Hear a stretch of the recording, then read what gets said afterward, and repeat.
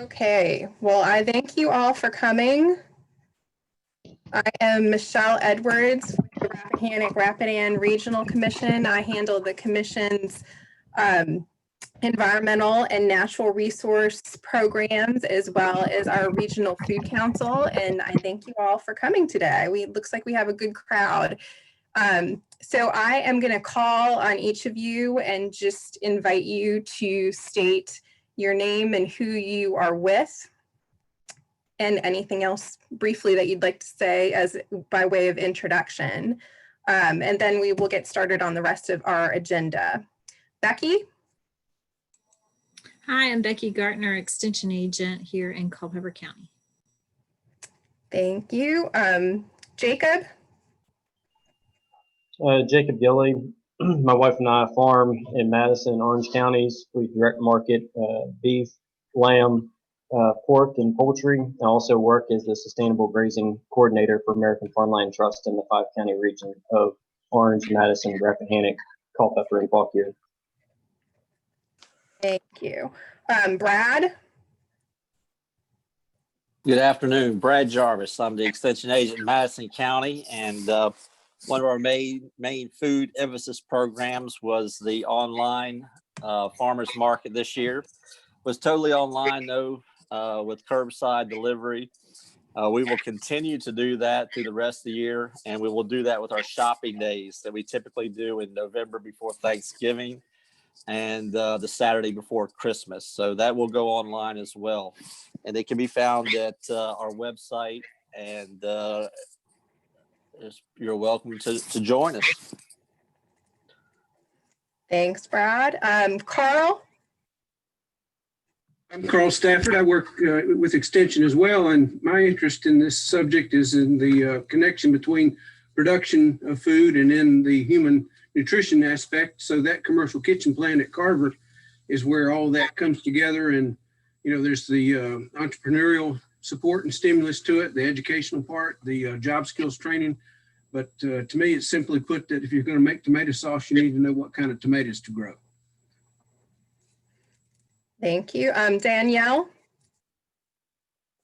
Hello, everyone. Good afternoon. I'm Danielle Castellano, and I am currently working with the Path Foundation.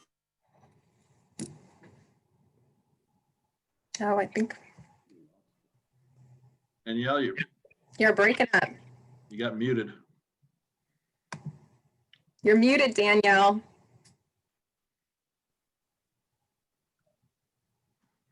Sorry, can you hear me okay? Yep. Yes. Sorry, my Zoom cut out for a minute there. I'm working with the Path Foundation and the Oak Spring Garden Foundation to look at potentially constructing a very small kind of a pilot processing facility out at Oak Spring Garden Foundation site in Upperville. So this is something that they've kind of been considering anyways. And I've chatted with Michelle and Becky a little bit about the possibility that this may actually be helpful as sort of a step or phase one for the Carver Center. So really excited to be here and to hear about what everyone is working on and see if there are any ways to collaborate. Thank you. Thank you. Janet? Yes, this is Janet Bearden, and it's morning here in California. I founded the Virginia Food Enterprise Center. We got the Farm Bill operation going in the direction of co-processing. And then with Carl's vision, we were able to establish the Carver Food Enterprise Center. And with Becky doing all the heavy lifting on that, with the good support team we've had, we're excited to be here today and talking about this subject. Great. And then we have Dr. Brana. Jewel? Hi, good afternoon. Good afternoon, everyone. I'm Jewel Brana. I am the Commissioner of VDACS and just glad to be here for the discussion. Thanks for having me. Thank you. John McCarthy?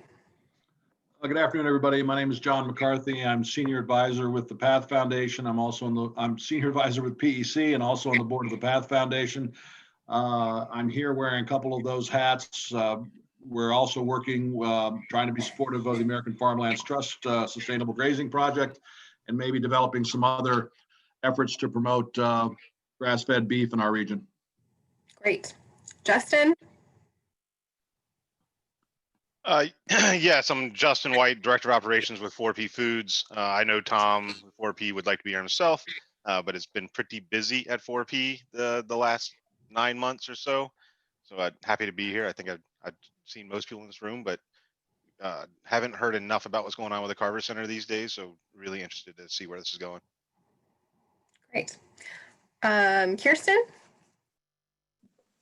Hi, I'm Kirsten Dewick, and I'm a Senior Program Officer with the PATH Foundation. One of the things that I work on is our food access work, both on the grant side and increasingly on direct investment. So interested in all things to do with supporting the agricultural economy, as well as the health implications of food access. Thank you. Mike Rodriguez? Hello, I'm Michael Rodriguez. I am the plant manager for Faulkner's Finest Custom Meat Processing. Thank you. Tim Mize?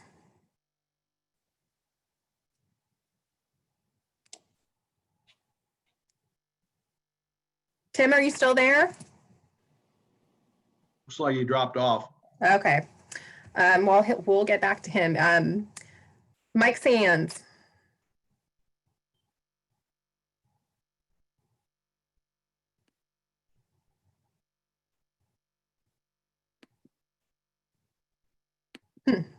Mike, you're on mute if you're still there.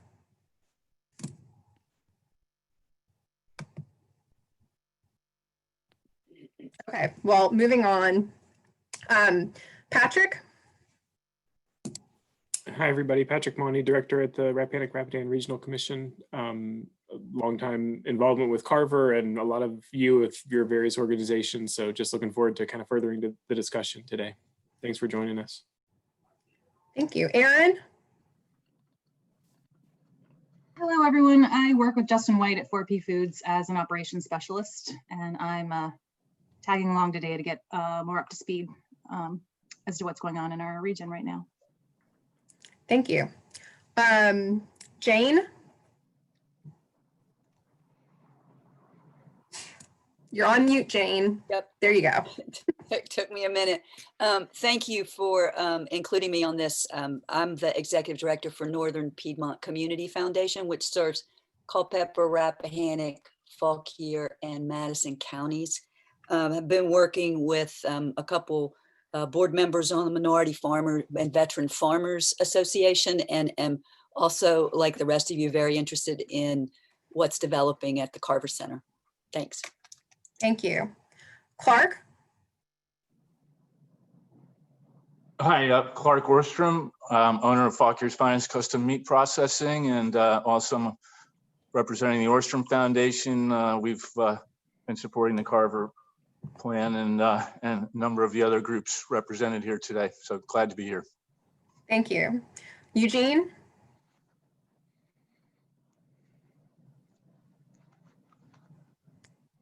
Eugene, you're on mute.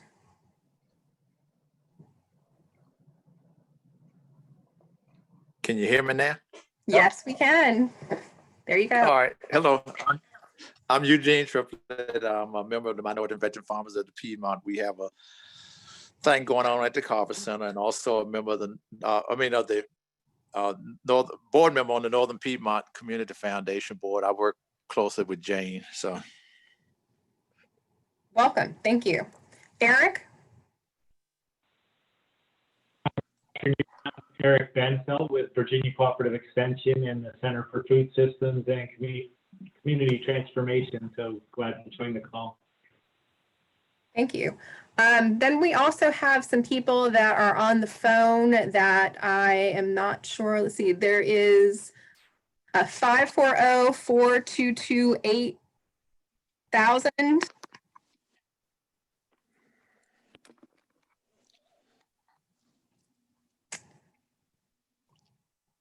Hello. Yes, hello, Michelle. Oh, hi. Okay. Yes, this is Ray Pickering. I'm with Fauquier County, Director of Ag Development. Thank you, Ray.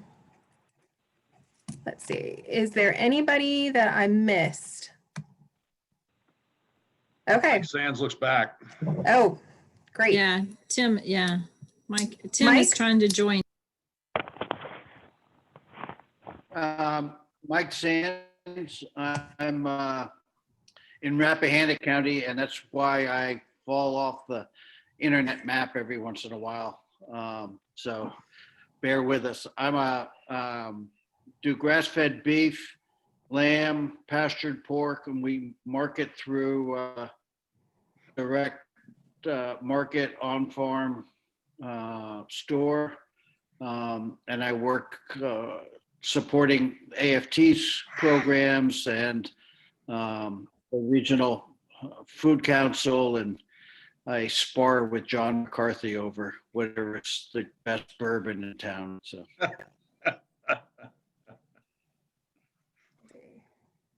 Okay, there's one more person. Okay, whomever just joined, go ahead and tell us who you are. It says LMAGIL. Lorna? Possibly. Hello? Okay. Well, I think Tim Mize just got on. Tim, would you like to introduce yourself?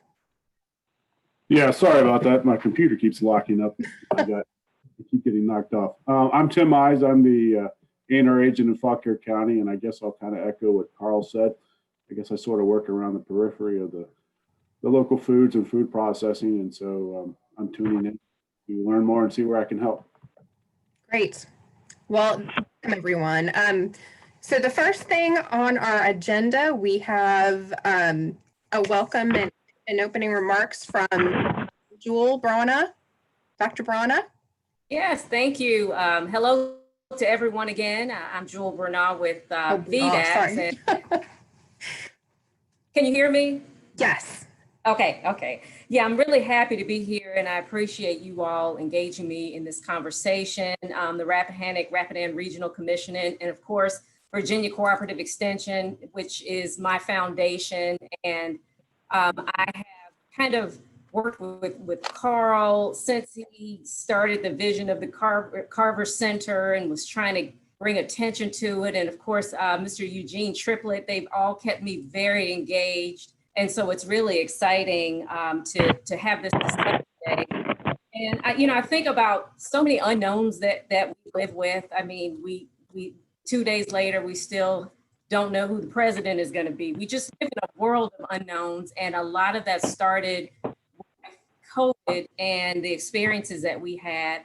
And I know I'm preaching to the choir, but I think about sitting in this office, and when COVID hit and we went on our first lockdown, I didn't have any idea of what would come, and it's just like everything exploded when it came to the food supply chain. And we suddenly, we weren't sure what in the world we were going to do. And we had to make some decisions very quickly. But, you saw that increased spending at the grocery stores, and then that significant decrease of spending, with the restaurant industry. And it was so interesting with the grocery stores of what was in the grocery store and what wasn't in the grocery store. And I never would have guessed that toilet paper would have been the thing you couldn't find, but you saw it with the food supply, because the food supply started having some struggles when you had positive cases in meat and poultry processing plants. You're trying to keep, the workers safe. So then you had a backlog. You had, milk dumping in many states, and even some in Virginia. And then when you went to the smaller meat and poultry processing, there was a backlog even for the smaller processing facilities, with some folks, saying, I got to wait 4 or 5 months, to have this meat processed. So you saw all that turbulence, and, it just kind of went on and on. But then, you saw some light. And I will dare say, when you think about the green industry and people interested now in in their own landscaping, their own gardening, their own local food. The pick your own operations started to take an upswing.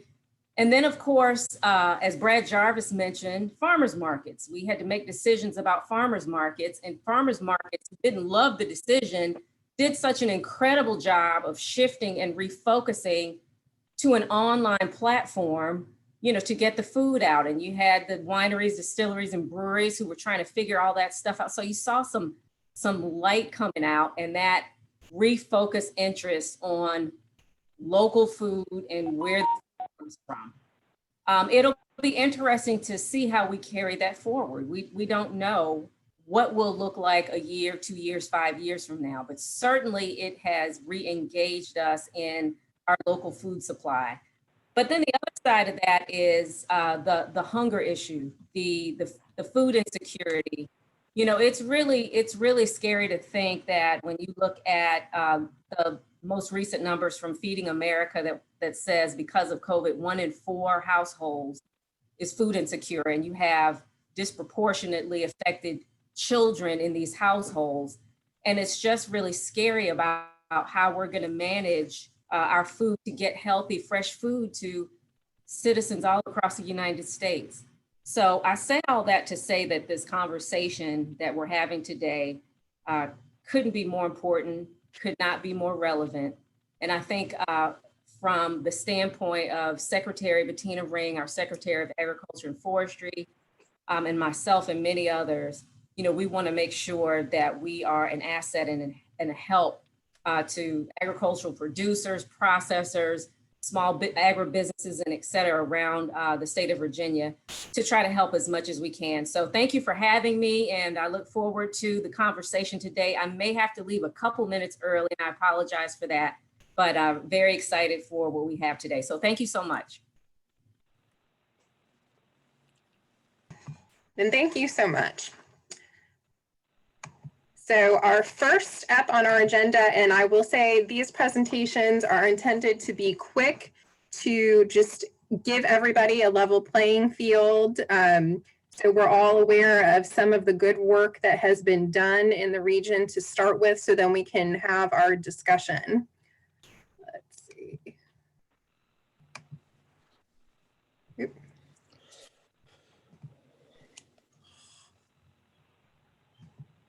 Sorry, one moment here.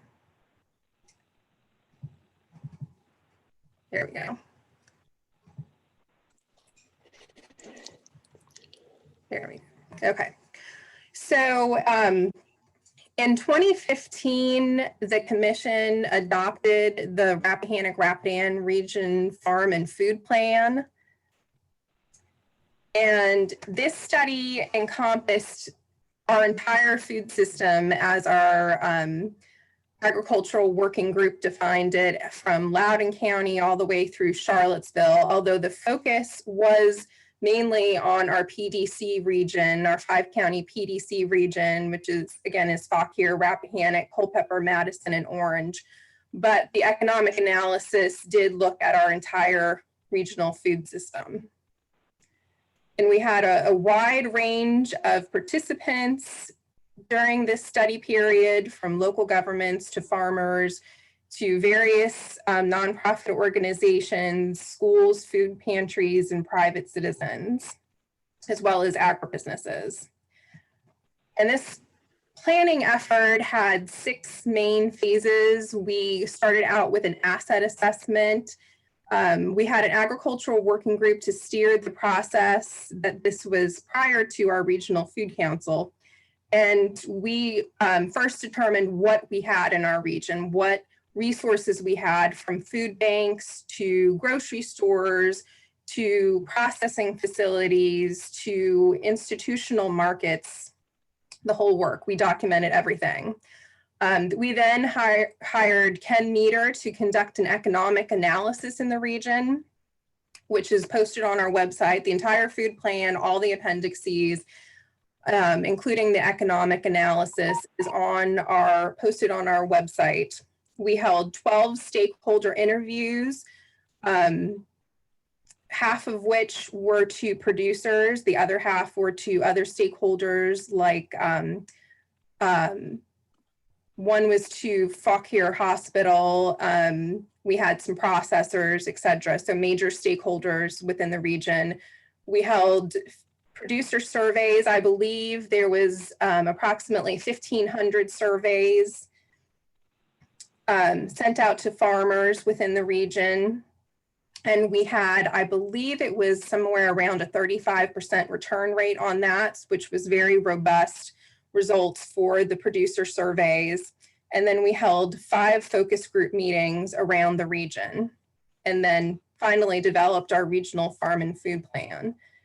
So the economic analysis results, I don't know that I would call them shocking, because part of the reason for conducting this effort was to document things that our cooperative extension agents and other experts were seeing on the ground in the food system. So this was really to provide the hard data to back up the anecdotal.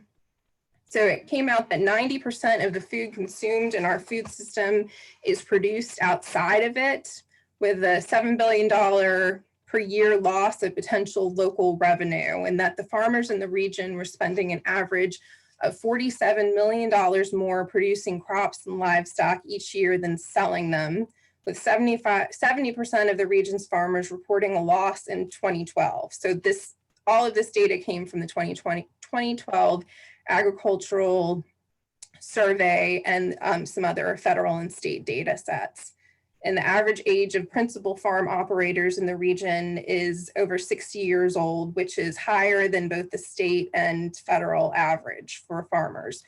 So overall, even though this looks fairly bleak, what it means is that there's a huge market out there for local food. And I will also note that we've conducted a couple of consumer surveys since this plan came out, documenting that there is considerable interest in local food within the market. So one of the we had documented 4 core obstacles within our food system for local food. And the third one being a lack of infrastructure, including a need for community kitchen or value-added products, but in general, a lack of infrastructure, especially processing infrastructure. We have then developed a list of 9 priority projects, 2 of which are applicable to this discussion. 1 fostering development of a food processing center, and 1 fostering development of an aggregation center. So other things on this list we have been working on ourselves within the commission, doing the marketing plan and food system council. But I'll note that all of this is not intended to be done by the commission themselves exactly, but for us to foster these projects with our partners. So next on, and does anybody have any questions before we move on to the next presentation? I know many of you have seen this ad nauseum, but any questions? Okay. So turning it over to Becky Gartner. Okay, thank you, Michelle. So I didn't say in the beginning, I think most of you know, but my project I'm working on is the George Washington Carver Food Enterprise Center. And this is a market analysis that was conducted back in 2014, 2015. It was conducted by Virginia Food Enterprise Center at the time. It was the name of our organization, and a private foundation funded the study. So next slide, please. There you go. So overall details, again, conducted from October 2014 to December 2015. And the goal was to assess whether value-added food production in Virginia's Northern Piedmont region can meet this criteria.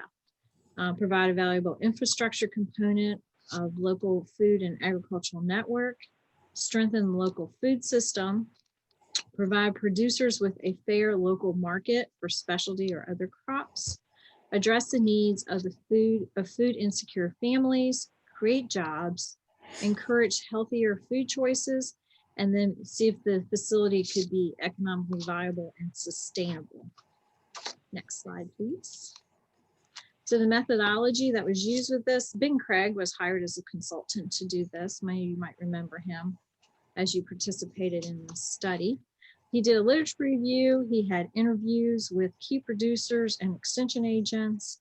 The survey was basically used the survey results from the RRC study, where there was focus groups that were held at Madison, Fauquier, and Orange Extension offices. He also visited ag tourism symposium and fruit and vegetable grower meetings. That's what we did there. And then there was public feedback that for general comments from the general public. We did some of those sessions too. Next, please. So the key findings from this study was that producer-driven demand for commercial food value added processing, there is a demand for that. Producers know they need to have some way of meeting the increased need for consumer demands, and producers can't gain this extra income for their products if they can't make them value added. Small scale producers need support services in order to succeed in manufacturing and marketing products. And what the producer said they needed was they need help with food safety, regulation requirements, writing business plans, pricing, and marketing. The next thing was a wide range of products from farmers and producers that they want to develop. Things that people were interested in making value added range from jams and jellies to jerky to baked goods to medicinal herbs. Growers want to scale up production and or add new crops to meet the demand. So the growers were willing to increase the production for the need of crops and certain products. For example, if you had someone who was going to make tomato sauce, they were willing to say they would grow certain tomatoes if they knew they had a market for it, so they can increase production, have a market for their product to sell as ingredients. Institutional buyers want to purchase more local foods. Even back then, there was an emphasis on that. And the chosen site is well located within the region. So we were looking particularly at the Carver Center, and it is the study found it was a good location because of access to markets for both to the north and to the south. Next slide, please. So the conclusions and recommendations that came out of this report was that GWC FEC is a viable and needed component to the region's ag profile. Training and technical support needs to be offered to producers, and suggestions were to have this through BCE, Small Business Development Administration, Germana, different community colleges. Design for the center should be completed, which we have done. GWC FEC should look at hiring a full-time executive director who would be responsible for project coordination, grant writing, fundraising, technical assistance. And we should finalize an MOU and lease with the county. We are actually operating under the nonprofit of GWC ARC, which is the Agricultural Research Center at Carver. They do have a lease with the county, and that's how we're handling that now. So that's my part. Any questions?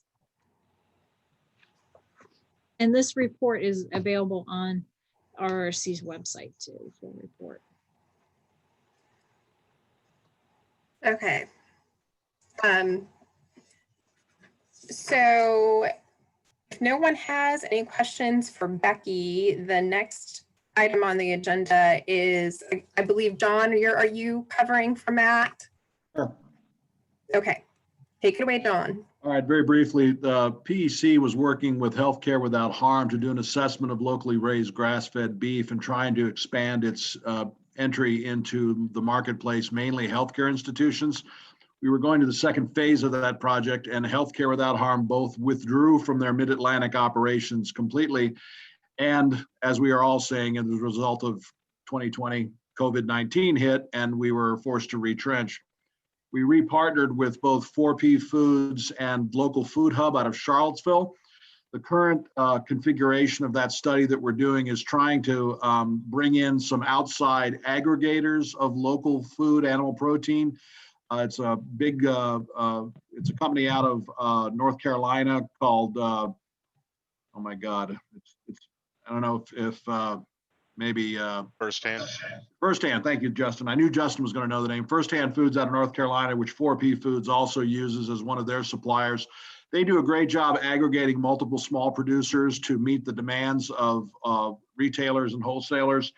We're trying to bring them up, and we haven't scheduled that yet, but we'll bring them up to meet with some local producers and local processors. And I know that there are some folks from Fauquier's Finest on the call, and it may be something we want to have, particularly Brad Jarvis, be involved in too. I know he's on as well. But First Hand Foods does a really good job to expand marketplaces for local producers and gets more of the return into the producers' hands. So we'd like to figure out a way to get our producers into their supply chain if they want to be. That'll be developing over the coming months. That's all I got. Thanks, John. Sure. Okay, so last but not least, Justin. Sure, I'll try to keep it pretty quick. For those that don't know, I'm director of operations with 4P. I joined 4P 6 years ago, right at the beginning, and a lot of, like, I want to say I worked from the bottom up. We kind of built it from the bottom up over the last 6 years, and 2020 has been a particularly stressful, exciting, and amazing year in a lot of aspects. It's I know not everybody has the same experience with it, but if you can get through the stressful moments, it's been really interesting to see the especially the local food community and how it's really coalesced and come together and really grown to meet the challenges.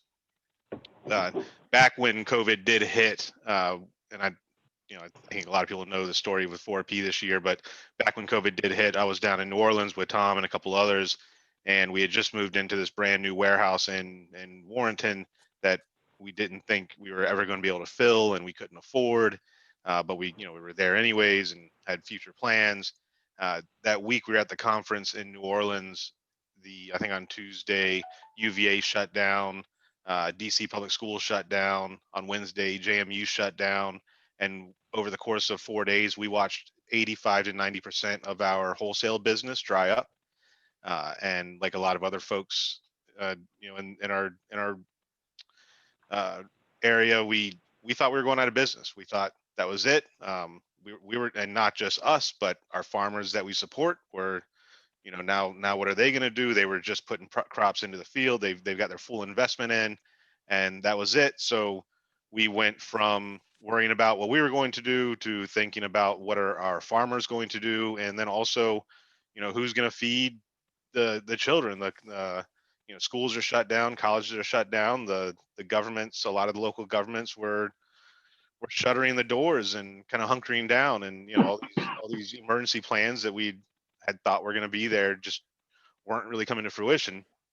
So Tom in particular went to work with a lot of other folks at the conference, and they laid the foundation for what would become the MAFRAC Foundation, which is the Mid-Atlantic Food Resilience and Access Coalition. And they immediately went to work trying to figure out who needed food, who had excess. There was a lot of food sitting on docks that was rotting, that was supposed to be destined for restaurants and institutions. There were a lot of restaurant workers that were now out of work all of a sudden. A lot of restaurants had food that they couldn't do anything with, and everyone knew there was a need.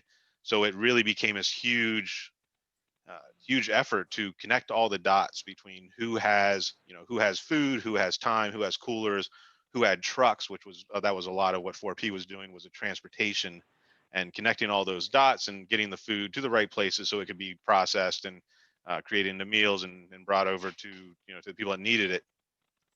So that was the kind of the launch of MAFRAC. At the same time that was going on, while they were kicking that off, and we thought our business was going under because our wholesale business dried up, our retail business, we quickly realized right about the time that we got fully involved in MAFRAC that our retail business was getting ready to experience a huge uptick. So we, it was a complete shift. I don't want to say scramble, but we were very much scrambling, trying to just keep our wits and keep up with the demand that was coming. And a lot of the systems we had put in place over the last five and a half years were not scalable, and they broke within 2-3 weeks of COVID hitting. So I extricated myself from the warehouse operations and started spending 80 hours a week in the office trying to one side rebuild systems from the ground up, and on the other trying to make sure that we had enough food coming in to our warehouse to be able to to get the supply out there. We weren't even looking at it like a lot of other folks in a lot of other models that do what we do in the area had just shut off their new customers. They were not allowing new folks to come in and order from them. And we looked at it as as the food access side of it was just as important as getting the sales, or more important, and especially in those early days in getting the sales. And I was kind of given a carte blanche from Tom to spend what was needed, do what we needed to get the food and to be able to pack these bags and get it out the door. And we had a lot of volunteers, and I know the Path Foundation put us in contact with a lot of good folks that were able to help us out, and just to have bodies in the warehouse. Trying to keep the food incoming was a struggle. It was not a great time for local food yet, and we didn't have a very large regional network. We had just formed a Eastern Food Hub Collaborative while we're in New Orleans, and we really leaned on them a lot to be able to bring in produce and fresh fruits and vegetables from areas slightly outside of our region to be able to help source here. One of the biggest challenges that we had was the meat processing. Not even meat processing at the time, it was meat sourcing, and then it quickly turned into the meat processing. And that is when we really started to work with First Hand Foods down in North Carolina. They're just over across the border in North Carolina, because they were one of the few that they had the network. They had a pretty resilient network of a number of farms. They had relationships with a number of processors, and they were able to keep us supplied for a fair amount of time. We started making plans with our local growers, but livestock, 90 to 120 days to get it through the field. And then we quickly found out that all the processors were, the dates were all filled for 8 and 10 months out by the time we were able to get commitments from the growers. So it was definitely a challenge on the meat processing side, and it feels a little scrambled. Where I had 3 operations running at the same time, and that's exactly how it was working at the time, trying to get all these moving pieces in. The second part of MAFRAC, so now we had the second iteration of MAFRAC at this point, which was the more of the we went from moving around emergency food resources to they became a micro grant organization. And that was one of the ways to deal with a lot of the food insecurity that we were seeing, was to instead of 4P Foods or another organization coming into a community and trying to make its distribution happen, partnering with the small community-based organizations on the ground, churches, restaurants, nonprofits, and MAFRAC now awards micro grants between $5,000 and $15,000 a piece every week, and has continued to do so to anyone who is assisting in their community. So it's with meals, shelf-stable boxes, etc. We had partnered with, we were part of the DC Food Box program. We had tried to get into the USDA Farm to Family program through a number of issues, and at the time it felt like a lot of short-sighted, I don't want to say incompetence, but it was some short-sightedness on the part of the administrators of the project. 4P, like almost all of the distributors in Virginia, I think in the first round, not a single distributor in Virginia was awarded that program, which really left the Virginia growers in our community out in the cold for the entire program. We were able to get a contract with DC government to do a box program to get more shelf stable items packaged up and sent up to them. We have now had a pretty successful, we're nearly through the first round with Loudoun County with a box program with them. get what they originally called them doomsday boxes, but now I think they're just emergency boxes. And it's really, they've taken some of the CARES Act money, and we've been able to build shelf-stable boxes that are clearly labeled and marked and ready to go. And they have stocked up a small warehouse with those boxes. And the sheriff has a key because the idea is that if COVID hits them hard, they'll be able to, if no one can come into the office, anyone can walk in, turn the key, get in the building, and they have all these boxes ready to distribute, clearly labeled with, notes on everything in the boxes, and they can really, it's just a really good way to support the local producers and also give themselves some security. Those kind of bottom up box programs, be able to work with the community, seem to be doing better, not just for 4P, but for the region. And it's been more sustainable for us. I know we were able to, in the DC box program that we've now carried over to the Loudon box program, we were able to help out one of those orchards down in Southern Virginia, I believe. We bought in, they had tons and tons of apples ready to go and nowhere for them to go all of a sudden. We were able to get them in, get them processed into applesauce. That applesauce is still continuing to go into all of those boxes.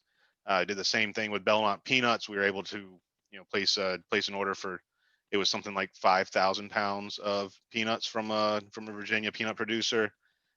Those are still being added to the boxes. We're kind of hitting the end of that and looking to find some other good local products to help sustain these boxes. But it's been a really interesting, crazy year, and I wish, I think a lot of folks have talked to Tom recently and probably understand why he's not on this call, because he is running in 6 different directions, keeping all this going. We're looking forward to expanding not just 4P's commitment to our local produce growers, but also the local processors. Having the applesauce and peanuts were 2 good success stories for us. Looking to move into maybe some IQF or blast freezing to be able to extend the life of local products. I realize I'm probably out of time, but it's there's obviously a big need for not just meat processing, but also value added processing, season extending, anything we can do to extend the season and help out more local growers and get those commitments for that special tomato in any kind of volume that we can turn into sauces for the restaurants or the bags or these doomsday boxes, if you will. But thank you. Thank you, Justin. Very good update. Thank you. Does anybody have any questions for Justin before we move on to the larger discussion? Okay. So to start off our first round of discussion, we wanted to go around and ask each of you what your current activities are within your organization related to food processing and what your future plans are. And to kick us off, I will note that the commission had been working to hire a farm to school liaison with the Path Foundation and No Kid Hungry, and that kind of fell by the wayside when schools became upended and there's no more children in the classrooms in many cases. But one of the things that came out of our series of farm to school meetings with the school district staff has been that they really, really do have a high demand for value added food because they need things that are quick and dirty. They want the applesauce, they want the frozen food, whether it's frozen corn or peas or whatnot.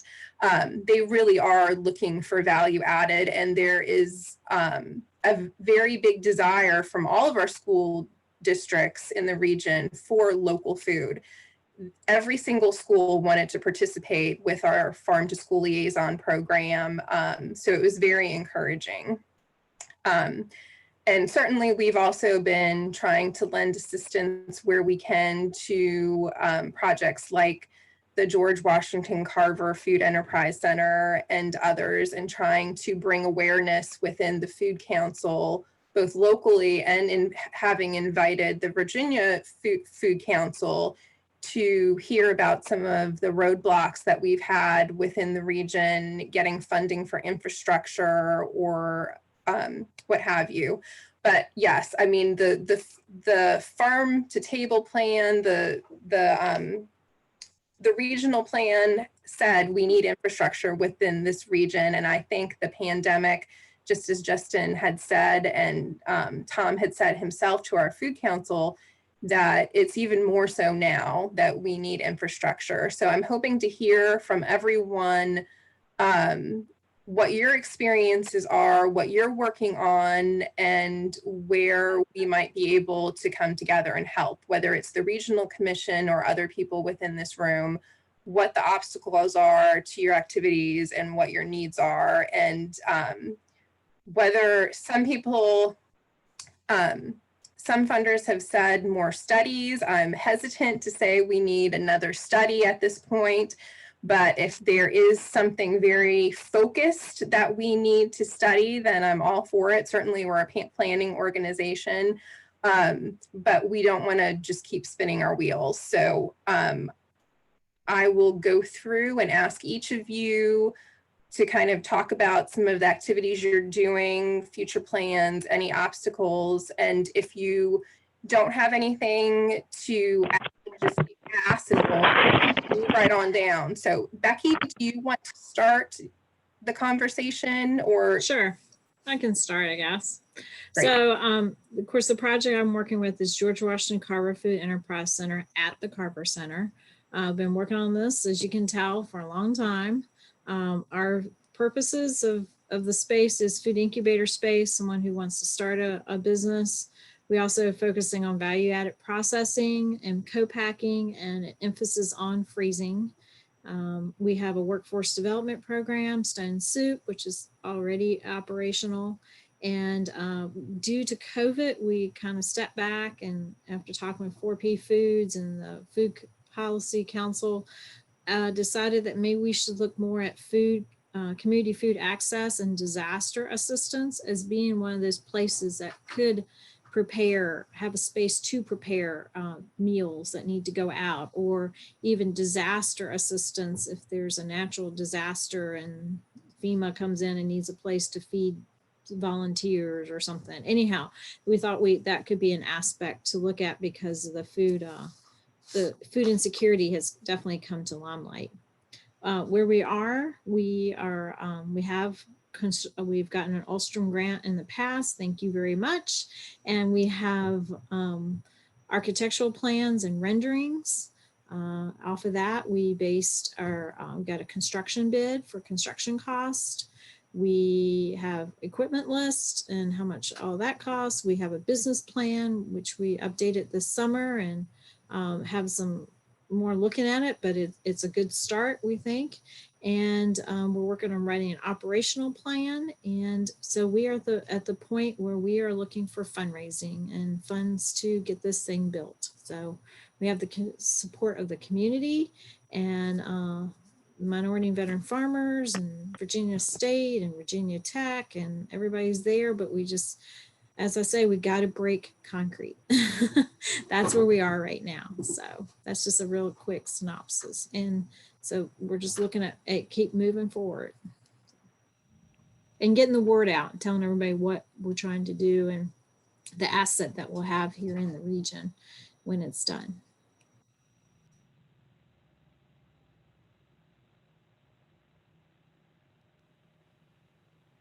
You're muted, Michelle. Yes, I'm muted. Sorry. Brad Jarvis. Okay, well, thank you. As I'd already mentioned a little bit about the farmers market, they were forced to go to online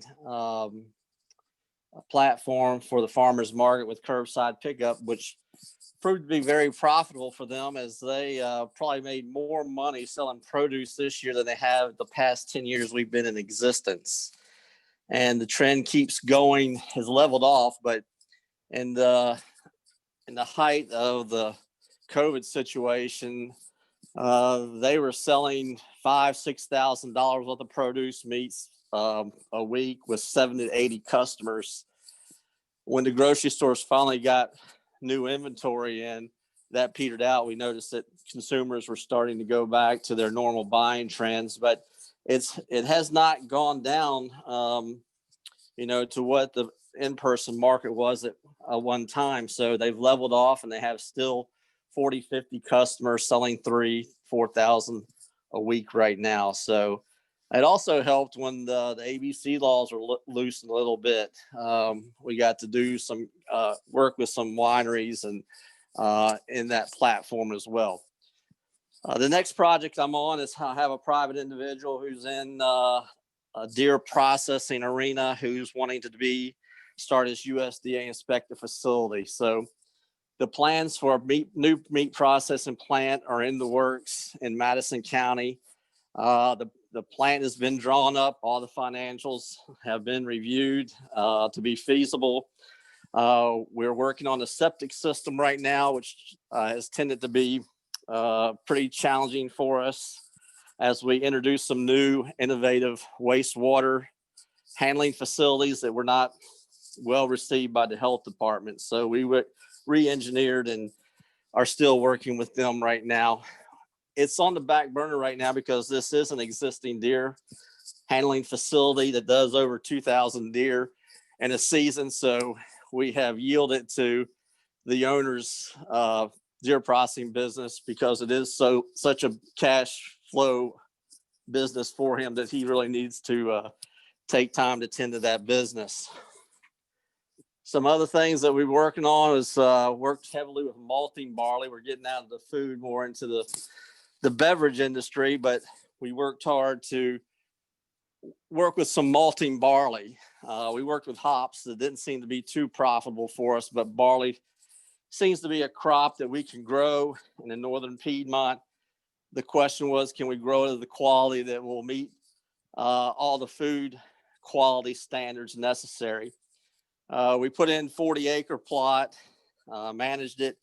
At harvest, it passed all of its food quality test, and it was sold to Murphy and Rood, a malting facility in Charlottesville, who will buy malting barley at $10 a bushel whenever it's available and passes its food quality test. We're also working with Gray's Mountain Farm to take their fresh cider business into the fermented or the cidery business. Fresh cider requires you to have a pasteurizer, which they don't have. So the value of apple juice coming out of Gray's was not that great because it had to all be direct sold. But once you ferment it and you put it in a bottle and make cider out of it, you not only stabilize it to be sold to a consumer, you can sell it at a higher price. So we're really looking into that. That's actually a partnership. Someone's making the cider for them right now until they get their cannery set up to do that fermentation process themselves. And of course, that cannery is still there.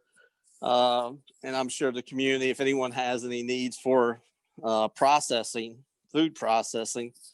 that cannery could be available for that if it's worth the Graves' while. So that's all I have right now. Thanks, Brad. Let's see, Jacob. Yeah, so American Farmland Trust, we've been working on several different things. Several of the partners that are on this call, we submitted a proposal for USDA's local food promotion program. That unfortunately wasn't accepted and funded, but we were looking at doing a feasibility study to reduce the bottlenecks in processing. Also, we were interested in looking at supplying institutions and determining what products would work for them and what our local producers could supply. We were also very interested in looking at certifications which were required or requested to add value to those products. And that's an area that we are still honing in on, as you mentioned earlier, as an aspect and working, with the farm to university working group, French Price, and taking a look at her network and determining, what those universities and institutions are looking for. We also are working with a local philanthropist and providing some mini grants to producers. This is something new that we're just developing, and these grants would be provided to producers to take their marketing to the next level, and would fund, graphic designer work to help with rack cards, business cards, table toppers for restaurants. We also worked closely with PEC's initiative to supply food banks along with 4P and Local Food Hub. This past year, we sourced 2 call cows from a producer involved in the Sustainable Grazing Project, and we're able to have those processed at Seven Hill Foods, and we were able to donate 750 pounds of ground beef to several food banks in the region. But we also use that as a way to run and crunch some numbers to see that we can add value to call cows in the region through direct marketing, grass-fed ground beef. And so we're going to continue with that work into the future. AFT also had our Farmer Relief Fund back at the start of the pandemic, where we provided grants to producers across the country. And, we were able to provide more than 1,000 grants of $1,000 each to producers. So we were happy to do that to help overcome some of those initial challenges that producers were facing. So that's kind of in a nutshell what we've been doing in the marketing realm here at American Farmland Trust. Thank you. Let's see. Tim? Is Tim still on? Okay. I think he got off. Michael Rodriguez? Yeah, so we are just working on expanding capacity. It's a challenge. We have a pretty small footprint we're working with, so freezer capacity is one of our priorities, and hiring skilled labor, especially on the cutting floor. So all things we're focusing on. Thanks. Clark, do you have anything to add? Yeah, I think it's noteworthy for us that, we were at capacity in 2019, what we thought was capacity, fully booked. And then the COVID thing came, and instead of having to call our customers to come please pick up their product out of our freezers, they were calling us all the time, and we found out that we could actually increase our throughput by 20-30% by having more freezer capacity. So as Michael said, we are doing probably about a $200,000 freezer expansion that hopefully we can get done by January or February. It's already approved with the county. And we've invested another 150,000 in some equipment just to speed up. Now that the freezer is not a bottleneck, the cutting floor, as Michael said, is. So we're investing in equipment to move some of the the ground products, sausages, burgers, through the facility a lot quicker. So that's currently in the works. We've done some of it, and then we were hoping to do an addition of 8,000 to 10,000 square feet next to a second building next door. But while there is ground footprint, there are some limitations from our boundaries, unfortunately. So I think the most we can do is about 3,800 square feet. So we're working on a design for that, which I think at the end of the day, once all that's done, that we'll be able to increase our capacity another 40-50%, or throughput. Unfortunately, I'm learning that just getting the site plan amendment that I need is going to be 8 months just to do that. So, I mean, I'm ready to build it today.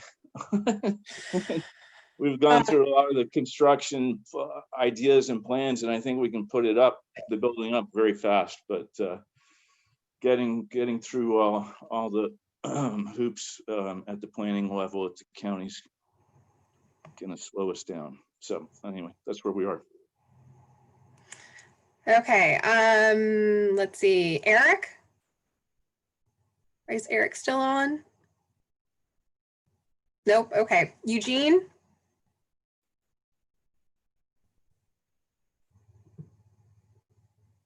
Eugene, you're on mute. Okay. Am I on now? Yes, we can hear you. We can hear you. Oh, yeah. My whole thing is, the Field of Dreams said, if you build it, they will come. And so my Northern Veteran Farmers, what we did last year, we planted 4 acres of sweet corn up at the Carver Center. It all got ripe at one time, and we couldn't find anybody to come get it. We couldn't find anybody that wanted. Nobody had freezer space, refrigeration or anything like that. And Becky was out there, and I've been in, and so we basically tilled under 2.5 acres of sweet corn and fed all the wild turkeys and the deer and whatever up at the Carver Center over the winter. And I thought it was just such a waste of food. Jewel came up and we got her to take a trunk load back with her, but that didn't put a dent in it. But again, like I said, I just hate to see there's supply and demand. And like I said, there's a great demand for fresh local produce. And so we have to find a way to be able to add some value added. If we can't get it all out at one time and we don't have refrigeration, we need to be able to get the food to people that there's a high demand for fresh, locally grown produce. And so that's basically what my Northern Veteran Farmers are doing. We have quite a few farmers now, and thanks to the Path Foundation in Oak Springs, we got a little money, and we're actually getting some of our farmers now to be able to grow this for them next year. So I just want to see it happen. Thanks, Eugene. Danielle? Great. Can you hear me all right? Yes. Okay, wonderful. So I've got children, so you may be hearing some noises in the background. So I'm sorry. Can we go to the next person and I'll be right back, actually? That's fine. Let's see, Janet? Thanks, Michelle. Yeah, I just want to say working with the Regional Commission has just been a huge gift to us. I think I want to support what Becky said. And I'm just going to say we're somewhere between $100,000 and $150,000 away from our opportunity to make a big breakthrough in terms of starting to or hiring a professional grant writer. And also to hire a project manager, someone who can work side by side with Becky and carry some of the load she's been carrying. I used to write the proposals. I was able to raise the money for our initial feasibility study for the first brownfields grant that we got there. And I think even Carl, I worked with you on our first Orstrom grant, and then I lost vision in my right eye and started spending more time in California. I have not been able to support the fundraising effort. We did some marketing. We put in a proposal to do additional marketing that was not funded. I think we've just got to get that first boost up the ladder so that we can actually get this food enterprise center up and running. Everything I'm hearing is it's needed. The plans are there. They're excellent plans. So I just, I am here to support Becky. I wish I could do it more. That's all. Thanks, Janet. Kirsten? Hi. So I mentioned at the outset, I'm with the PATH Foundation. And the PATH Foundation really exists to strengthen the health and vitality of our communities. And so we do that in a number of different ways, including thinking of food and the food economy as part of our as part of that mission and part of our commitment to access and equity.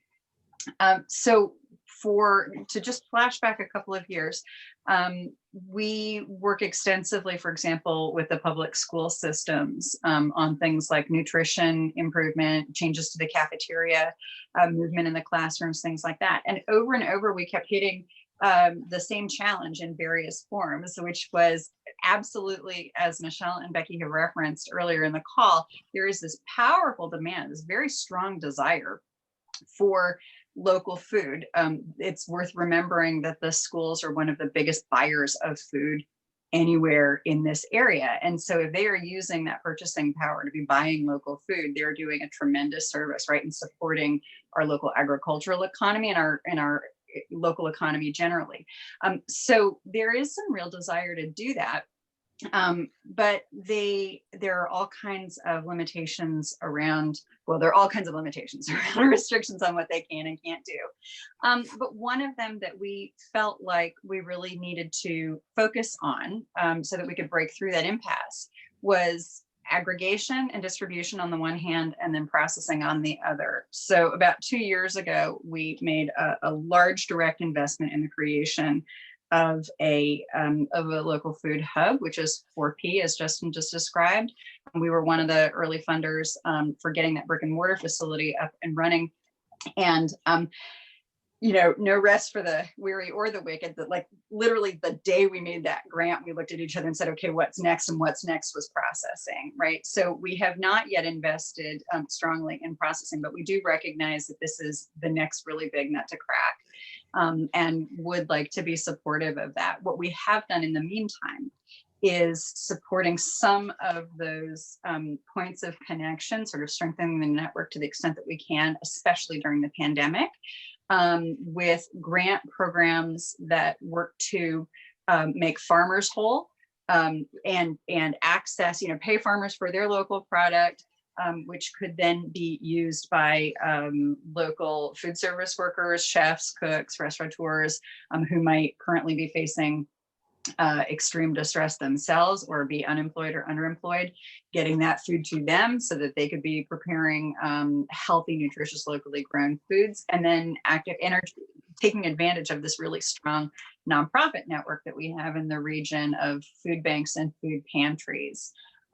We are, as we're coming into fiscal 2021, we're looking at how we can continue doing those programs.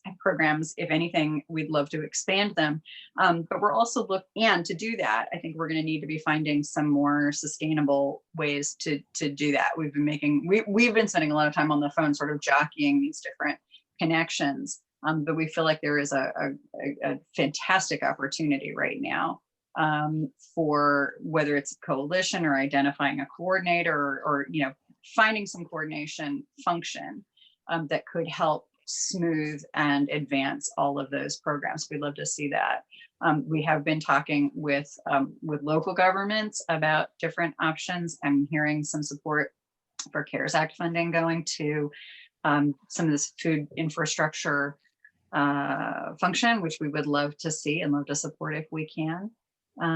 And remain extremely interested in what our possibilities are in the area for supporting local processing. I think, every time I turn on the radio and I hear some news piece about food waste, right, coming out of an urban environment, it's always like the food waste that's happening in my refrigerator, right? Something that I bought that I didn't fully use. But I think for us, a big challenge in a rural community is exactly, Jean, what you were just talking about, this dilemma of growing food and a vision and the mission that an organization like Minority and Veteran Farmers of the Piedmont has for feeding the community and supporting local farmers, particularly farms that are owned by people of color and women. And the the tremendous opportunity and vision that is there, and the disconnect between that and our ability then to move it, to access it, to store it, to freeze it, to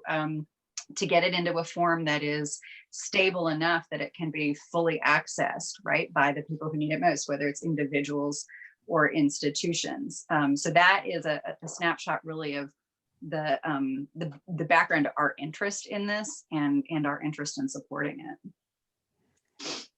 Thanks, Kirsten.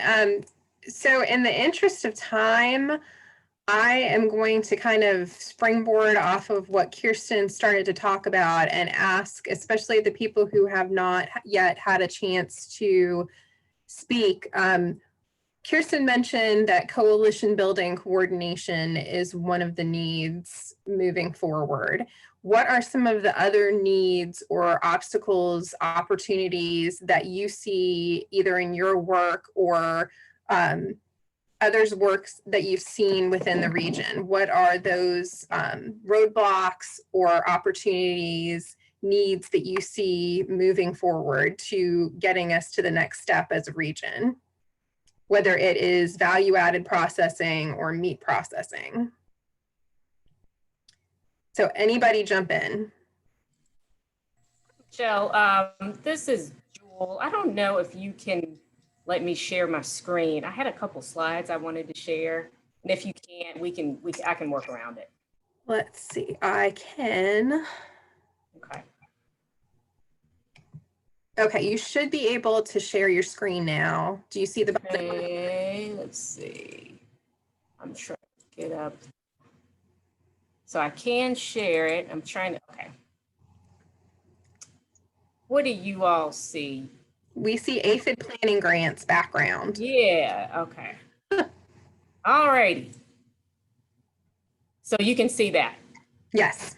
Okay, these are just a couple of resources that I wanted to share with you all that VDAX has, and we, have been thinking about how we can provide some resources from the Department of Agriculture in partnership with the governor's office during some of the challenges that faced during COVID, and I'm going to try to whiz through these. You all may be familiar with the Agriculture and Forestry Industries Development Grant Program. We have a facilities grant program, which is a match program for people who want to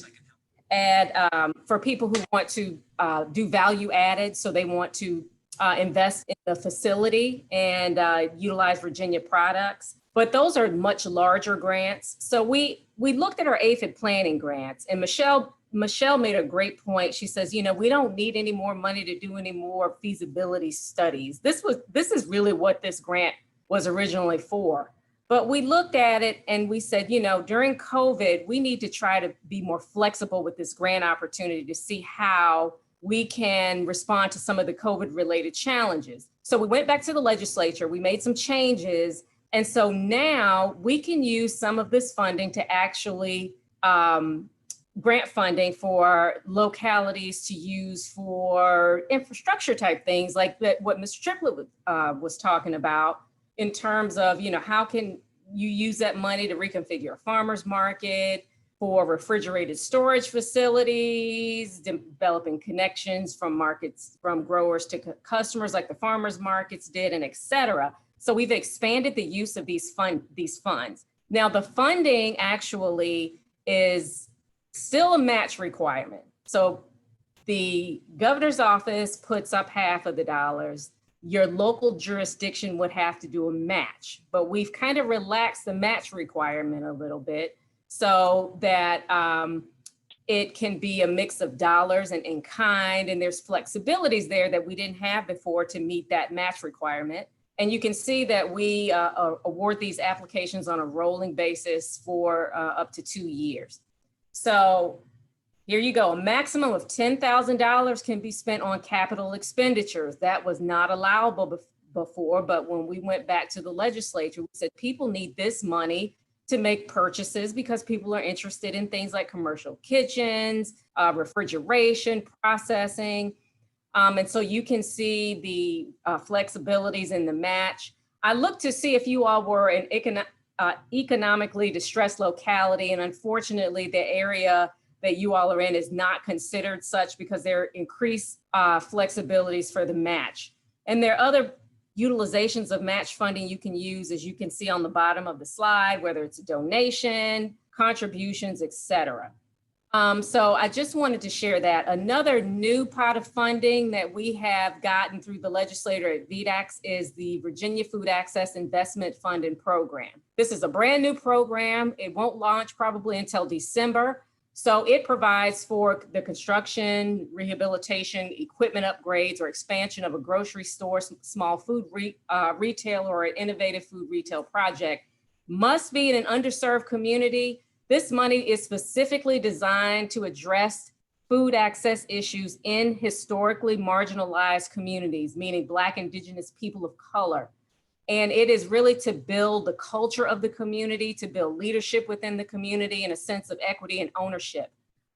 The General Assembly gave us $1.125 million for this grant project. And we're gonna make about $1 million of that available over the course of 2 years.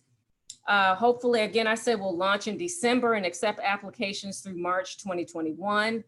The amounts will range from $5,000 to $50,000. We'll have an interview process because that local community engagement is going to be a huge piece of this project. And here are the eligible applicants.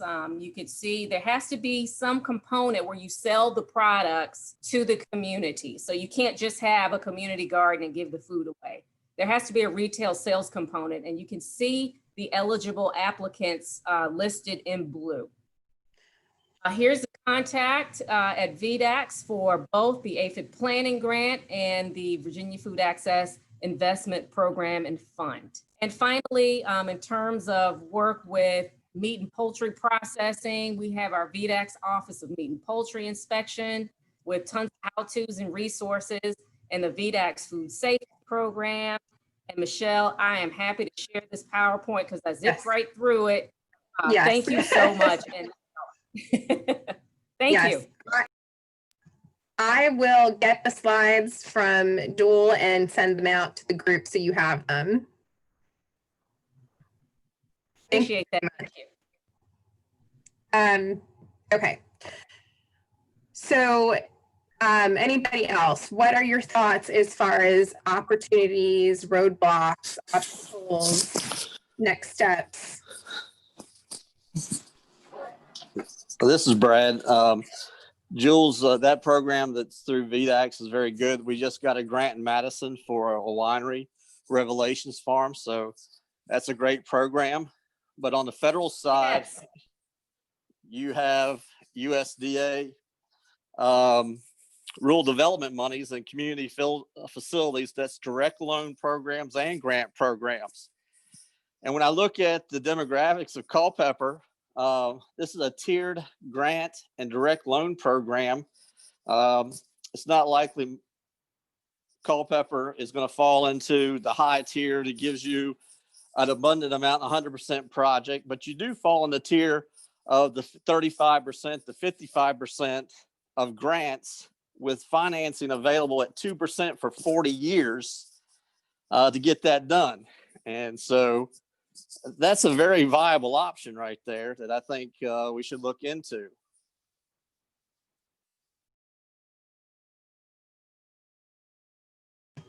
Thank you, Brad.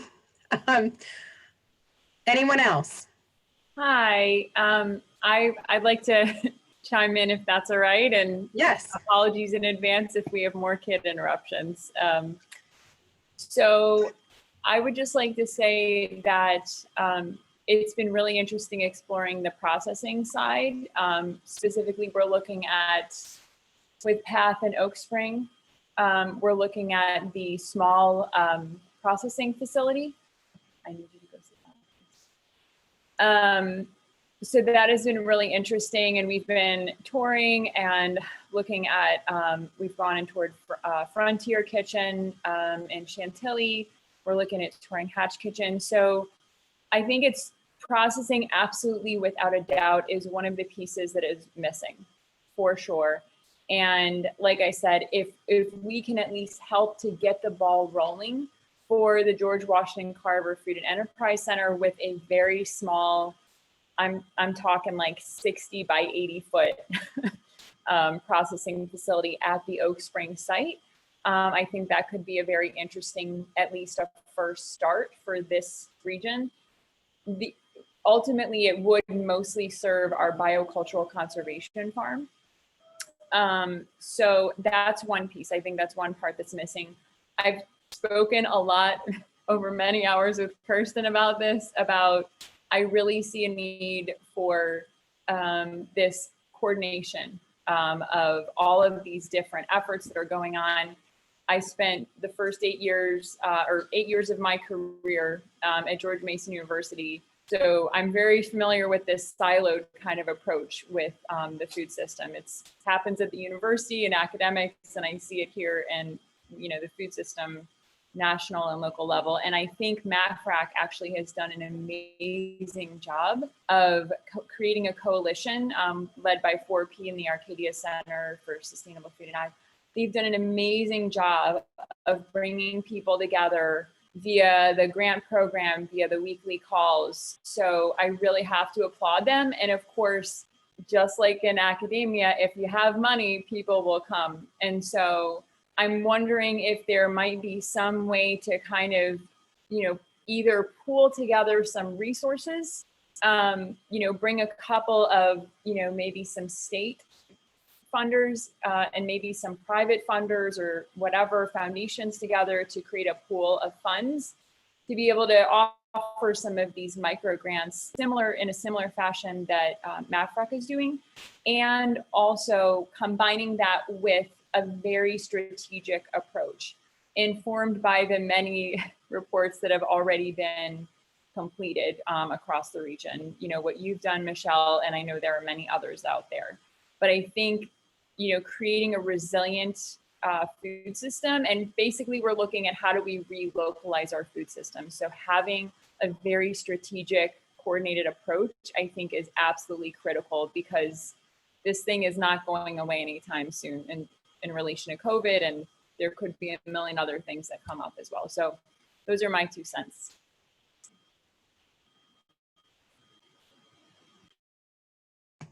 Darn. Okay. Thank you, Danielle. And we have about 5 minutes left. Anyone else want to chime in on their experiences, the obstacles they've encountered, thoughts for opportunities? Michelle, this is Carl. So I think we have an opportunity in this region, and we might take our region for granted. If we were in Blackstone, it's a great place, but the opportunities might not be as great there. And so people are moving here, and they're moving for their reasons, but there's some interest. What's the future of agriculture? Well, this food production is going to be part of that future, and it's going to be food that's not competitive with the big industrial farms, so we have to make it competitive. We have to make it attractive. It's got a story. It's local, it's fresh, it's organic, it's whatever. So I think it's important that we keep sight of, we're not going to feed the nation locally, but we're going to create a local economy that this business of producing food can circulate around. And I think our county governments can hear about the economic development potential of this, and maybe move that Fork Here Finest request through a little quicker. Your economic development, Clark, and it's a shame that you're having to wait 8 months. I mean, surely they've sped these things through before, so let's lean on them. And it's about others coming here because they've heard about that opportunity. They want to go to those communities where they're supported. And so this region's got, I think, an awful lot of opportunity, and maybe we'll learn to appreciate it more as we move forward. Thanks. Thank you, Carl. So one thing I will offer going forward is that our study is on our website. I can make available as a clearinghouse other studies. I think we have the George Washington Carver feasibility study up there. If there's other studies that we can have kind of a clearinghouse for people to be able to utilize, to have that data there as they apply for funding or to put in their business plans. All of that data is very important when you seek funding, whether from the bank or from a grant. And as well, I mean, we'll carry this conversation forward to the Food Council, continue to have conversations with Kirsten and the state and others. And if coordination is something that's needed, certainly we would be on board as the Regional Planning Commission and the Food Council. And if there's other thoughts people have going forwards of needs or ideas, please reach out and let me know. It's something certainly that we can coordinate or partner with others to coordinate. So yes, we definitely have an interest in taking this ball and moving forward with it.